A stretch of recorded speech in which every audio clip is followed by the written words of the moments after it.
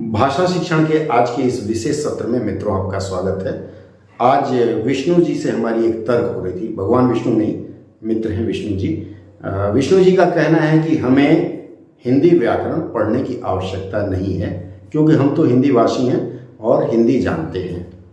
आज के सत्र में हम इस बात पर बात करेंगे कि हमें हिंदी व्याकरण पढ़ने की आवश्यकता क्यों है, और फिर इनका दूसरा प्रश्न है कि हमें हिंदी व्याकरण के हर चैप्टर को पढ़ने की जरूरत नहीं है, अर्थात हर पाठ को, हर रूप को पढ़ने की जरूरत नहीं है। इस पर भी हम बात करेंगे। और दूसरा, हम हिंदी व्याकरण के मानकीकरण की बात करेंगे। हिंदी व्याकरण का मानकीकरण अर्थात आजकल बाजार में हिंदी व्याकरण पर बहुत विद्वान बहुत प्रकार की चीजें बताते हैं।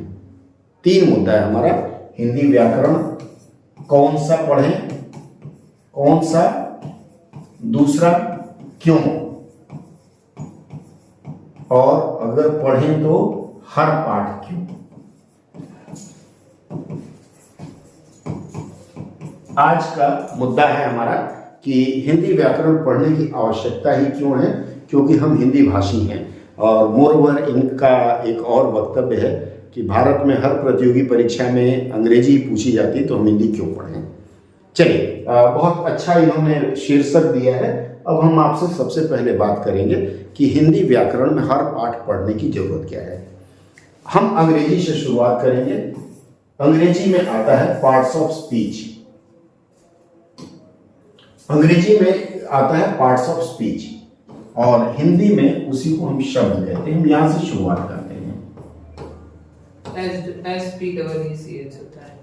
इसमें देखिए, सबसे पहले आप नाउन पढ़ते हैं, प्रोनाउन पढ़ते हैं, एडजेक्टिव पढ़ते हैं, वर्ब पढ़ते हैं, एडवर्ब पढ़ते हैं, प्रीपोजिशन पढ़ते हैं, कंजंक्शन पढ़ते हैं और इंटरजेक्शन पढ़ते हैं।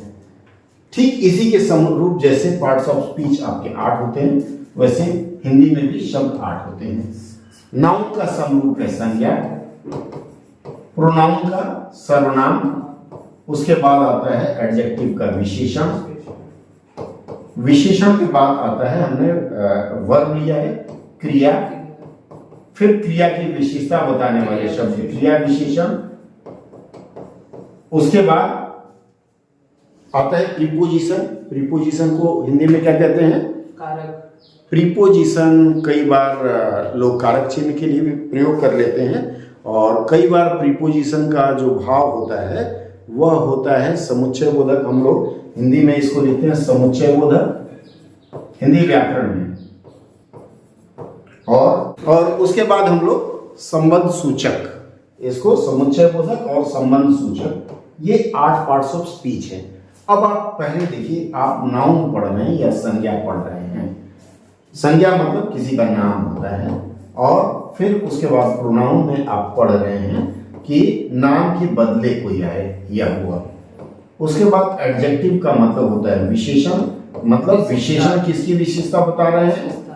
ये विशेषता बता रहे हैं नाउन या प्रोनाउन का। उसके बाद वर्ब का मतलब होता है क्रिया, विशेषण है क्रिया, और ये विशेषण मतलब विशेषता हो गया, और ये इसका मतलब है क्रिया की विशेषता। अब यही हम बात शुरू करते हैं। आपको यह समझ में तो आ ही गया होगा कि क्रिया की विशेषता, जैसे धीरे चल, धीरे चल यह शब्द हमने दिया, धीरे चल,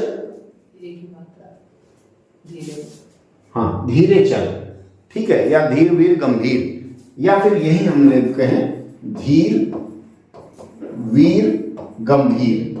अब इसमें हमको पता कैसे चलेगा कि क्या शब्द क्या है? अब धीरे चल, चलना क्रिया है, इसकी विशेषता बता रहे हैं, इसलिए यह क्रिया विशेषण है।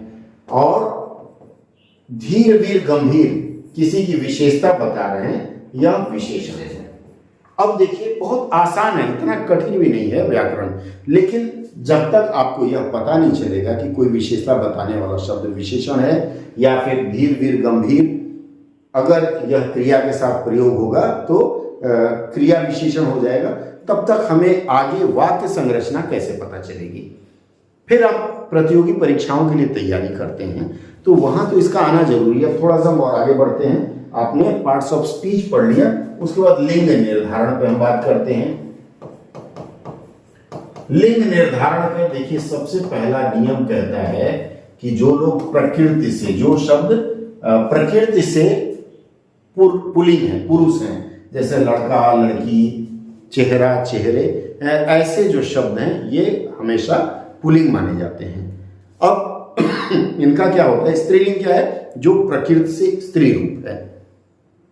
यह तो समझ में आ गया मुझे कि ठीक है, लड़का है तो लड़की है, पुल्लिंग स्त्रीलिंग है। अब मैं आपको कहूं मेला, यह मेला पुल्लिंग है या स्त्रीलिंग है? क्या है? पुल्लिंग है। अब मेला शब्द में पुल्लिंग और स्त्रीलिंग की बड़ी बाधा है। अब नियम ये कहता है, जो शॉर्टकट नियम हमने देखा है कि इसका बहुवचन बनाइए, मेला का मेले। बहुवचन में अगर एकार होता है, मतलब आ का अगर ए प्रारूप होता है तो यह आपका पुल्लिंग होता है। अब आपने एक चीज सीख लिया कि शब्द का बहुवचन बनाइए और अगर उसका आ का एकार होता है, इस तरह से 16 नियम है। आपको यह नियम याद है तो आपके समझ, अब मुझे लिखना है कि मेला चल रही है, मेला चल रही है। मान लिया अपने आप को हिंदी भाषी साबित करना चाहते हैं, लेकिन आप ऐसे वाक्य लिख रहे हैं, मेला चल रही है, चल के कारण क्रिया। तो अब आप देखेंगे कि मेला चल रही है। अब आपके पास दूसरा बालक आगे कहा मेला चल रहा है। अब इसमें से कौन सा सही होगा? कंफ्यूजन है। अब यहां देखिए सूत्र मैंने आपको बताइए, मेला चल रहा है, मेला का मेले बनाएंगे। अगर वह मेले परिवर्तित हो जाता है, इसका मतलब है आ का ए परिवर्तित हुआ तो यह पुल्लिंग है। मैं इसके बारे में भी आपको बात करूंगा बाद में आपसे। तो यहां ठीक समझ में आ रहा है कि आ का एक ही है, इसलिए क्रिया, ये क्रिया का रूप है। चल जो है क्रिया का धातु है, आपको समझ में आना चाहिए। रूट वर्ड जिसको कहा गया है, अंग्रेजी में रूट वर्ड कहा गया है, ये धातु है। तो चेला का चेले इस तरह से कर लेते हैं, तो उसका चलना है, चलना के अनुसार रहा होगा, रही है नहीं होगा। अब अगर व्याकरण आपको नहीं पता है तो ये कैसे करेंगे? चलिए कुछ और उदाहरण देते हैं। तो कुछ ना कुछ तो व्याकरण सीखना पड़ेगा, फिर आपसे मैं बात करता हूं। एक शब्द है पुनः, पुनः, और उसके साथ में एक शब्द और है प्रयोग। ये दोनों अलग अलग शब्द हैं। दोनों अलग अलग शब्दों को जोड़ेंगे तो हम अपने आधार पर, चूंकि हमको व्याकरण का ज्ञान नहीं है मान के चले, तो हम इसको अगर जोड़ेंगे तो या तो ऐसे लिखेंगे या फिर इसको ऐसे लिखेंगे। समझ है विष्णु जी? जी सर। कल मेरी कई लोगों से बात हो रही थी, बीच में एक हाइफन चिन्ह लगा करके आप इसको अलग कर देंगे। लेकिन यदि आपको संधि का ज्ञान है, वाक्य और शब्द संरचना के लिए संधि का ज्ञान होना जरूरी है। यदि आपको संधि का ज्ञान है तो आपको पता होगा कि यह विसर्ग संधि है। और जब विसर्ग संधि है, मतलब ये जो कॉलन शब्द है, कॉलन जो है यह चिन्ह है, यह विसर्ग चिन्ह है। तो आपको पता होगा कि यदि विसर्ग संधि से समाप्त होने वाला कोई शब्द है, अंतिम वर्ण विसर्ग है और उसके बाद वाला और र आता है, जैसे प्र में अ का उच्चारण है और साथ में आधा र है, तो इसका नियम कहता है कि ये जो र है ये सिर पे चढ़ जाएगा। चलिए, तो फिर अब देखिए क्या है विसर्ग संधि का नियम। क्या कहता है कि यह विसर्ग है और अ के साथ र है, तो ये जो र है वो क्या करता है, जो वर्ण है उसके ऊपर चढ़ जाता है। इसका मतलब है ये जो पुनः है, मतलब ये इधर आ जाएगा, ये विसर्ग हटेगा तो ये यहाँ आ जाएगा। इसका मतलब इसको पुनर् लिख देंगे। और ये जो प्रयोग शब्द है, ये प्रयोग या प्रयोग इस तरह से लिख देंगे। अब अगर आपको विसर्ग संधि का ज्ञान है तो आप उसको इस प्रारूप में आराम से लिख पाएंगे, हाँ या ना। तो अब विष्णु जी स्वयं बताएंगे कि आप बताइए व्याकरण सीखने की जरूरत है या नहीं है। सिर्फ यही नहीं, मैं फिर और कुछ बातों पे आपका ध्यान दिलाऊंगा। अब जैसे अभी हम लोग वचन पे बात कर रहे थे, वचन की हम बात कर रहे थे, तो वचन में किसी वेबसाइट पर मैंने देखा ये जो तू है इसको इन्होंने एक वचन कहा है और इसका बहुवचन तुम किया है।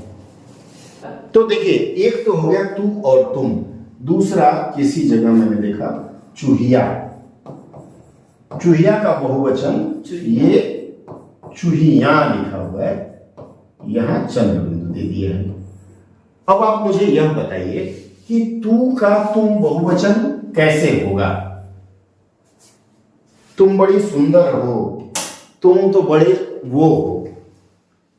आप एक वचन और बहुवचन, ये तो बहुत आसान है, तीसरी चौथी दर्जा के बच्चे पढ़ते हैं। चूहिया का चूहिया कैसे कर दिया आपने? अब समस्या यहां क्या आती है कि बहुत सारे ऐसे लोग हैं जो मूलतः कई वेबसाइट है, वेबसाइट पर क्या है, अंग्रेजी संस्करण का हिंदी अनुवाद, तो कई वेबसाइट पर लिखी हुई चीजों को पढ़ करके उसको सत्य मान बैठते हैं और उसके आधार पर आप स्वयं सीखने का प्रयास करते हैं, सेल्फ लर्निंग मूड में। मैं यहां आप सबको आगाह करना चाहता हूं कि आप लोग यदि व्याकरण, ग्रामर सीखते हैं तो किसी भी मानक व्याकरणाचार्य की किताब पढ़ें, कामता प्रसाद गुरु वाजपेयी जी हैं, इनकी पुस्तक पढ़िए। आप जब ऐसे विद्वानों की पुस्तक पढ़ेंगे जिन्होंने, या अगर है तो पाणिनि का अष्टाध्यायी पढ़ लीजिए। पाणिनि संस्कृत के व्याकरणाचार्य थे, ये हिंदी भी वहीं से निकली गई है। हिंदी का जो व्याकरण है, अब क्या हो रहा है वर्तमान युग में, क्या हो रहा है कि हम लोग अंग्रेजी के व्याकरण के हिसाब से हिंदी के व्याकरण की व्याख्या करना शुरू कर दिए हैं। जैसे एक उदाहरण मैं देता हूं, आप लोगों ने अंग्रेजी में वॉइस पढ़ा होगा। अंग्रेजी में एक्टिव और पैसिव है, और पैसिव दो वॉइस है। अब आप इसके आधार पर अगर वाच्य, हिंदी में क्या होता है, यह वाच्य होता है। अब वाच्य आपको हिंदी में 3 प्रकार के मिलते हैं। अब आप अंग्रेजी के हिसाब से हिंदी का वाच्य करें तो एकदम से गलत होगा। फिर क्या होता है, अंग्रेजी में active voice to passive voice transformation आता है, आप एक्टिव को पैसिव में बदल सकते हैं, लेकिन हिंदी में वाच्य परिवर्तन की परंपरा है ही नहीं। आप देखिए किसी भी अच्छे व्याकरणाचार्य की पुस्तक लेकर के, तो वाच्य परिवर्तन की परंपरा नहीं मिलेगी। लेकिन अब जबरदस्ती चूंकि अंग्रेजी को हम फॉलो कर रहे हैं, तो अंग्रेजी के अनुसार हम वाच्य परिवर्तन कर लेते हैं। इसी तरह से अगर हम लिंग की बात करें, तो लिंग की बात करें तो मैस्कुलिन, फेमिनिन, और क्या आता है अंग्रेजी में 3 तरह के लिंग बताए जाते हैं। तीसरा कौन सा है, common. Masculine gender, feminine gender और कॉमन जेंडर। संस्कृत में 3 तरह के लिंग हैं, पुल्लिंग, स्त्रीलिंग और उभयलिंग। पर यह हिंदी में आने पर लिंग सिर्फ 2 प्रकार के रखे गए हैं, पुरुष और स्त्री, 2 ही प्रकार के रखे गए हैं। अब कुछ विद्वान इसमें तर्क देते हैं कि जो पद नाम है, पद नाम भले ही आप उभयलिंग के रूप में माने, लेकिन चूंकि हिंदी व्याकरण में व्याख्या नहीं है, तो आपको संदर्भ के अनुसार, जैसे चिकित्सक शब्द है, महिला चिकित्सक, पुरुष चिकित्सक। उपनिदेशक शब्द है, तो उपनिदेशक, जैसे मान लीजिए आप रीमा मान लेते हैं, रीमा चौधरी उपनिदेशक महोदया आ रही हैं। आप चूंकि रीमा जो है, रीमा मैडम जो है वह महिला, इसलिए उनको संबोधन करने के लिए महोदया लिख लीजिए। उपनिदेशक महोदया आ रही, इस तरह से भी आप कर सकते हैं, नाम न लें। तो लिंग के अनुसार जिसके लिए हम उसको बता रहे हैं उसके अनुसार कर लें। अब यहां देखिए सारा गोलमाल कहाँ है। मैं किसी भी वेबसाइट निर्माता, किसी भी प्रशिक्षक की बात नहीं कर रहा हूं, मैं भी गलत बोलता हूं, ऐसी बात नहीं है। लेकिन आपको जब भी किसी मानक चीज की जरूरत पड़े तो मानक ग्रंथ देखें, मानक ग्रंथ अर्थात व्याकरण के जो मानक पत्र हैं उनको देखें और वहां से संदर्भ लें। अब रही बात, विष्णु जी स्वयं बताएंगे कि हमें हिंदी व्याकरण पढ़ने की जरूरत है कि नहीं है सर। है। अब एक चीज और, चलते चलते हिंदी व्याकरण के हर खंड, अब आपको हिंदी व्याकरण में पढ़ना क्या है। पहली बात, पार्ट्स ऑफ स्पीच अर्थात शब्द पढ़ लिया आपने, लिंग भेद पढ़ लिया। लिंग भेद के बाद आपको संधि और समास पढ़ना बहुत जरूरी है। संधि अगर पढ़ लेते हैं तो शब्द निर्माण आप आधा कर पाएंगे, समास आप पढ़ लेंगे तो शब्द की प्रकृति जान पाएंगे। जैसे मैं कहूं लंबोदर आए हैं, अब पता नहीं कि बड़े पेट वाले को मैं लंबोदर कर रहा हूं, किसी मित्र का नाम लंबोदर है वह कह रहा हूं, या भगवान श्री गणेश की बात कर रहा हूं, उसके लिए आपको समास पढ़ना जरूरी है। तो जैसे अंग्रेजी ग्रामर आप पढ़ रहे हैं, अंग्रेजी ग्रामर की प्रकृति है, हेल्पिंग वर्ब कौन से टेंस में क्या लगता है, वह नहीं जानेंगे तो नहीं हो पाएगा। अगर इतना आप पढ़ लेते हैं तो मुझे लगता है असुविधा नहीं होगी, और अगर आपको लगता है फिर भी जरूरत नहीं है तो फिर जय हिंद।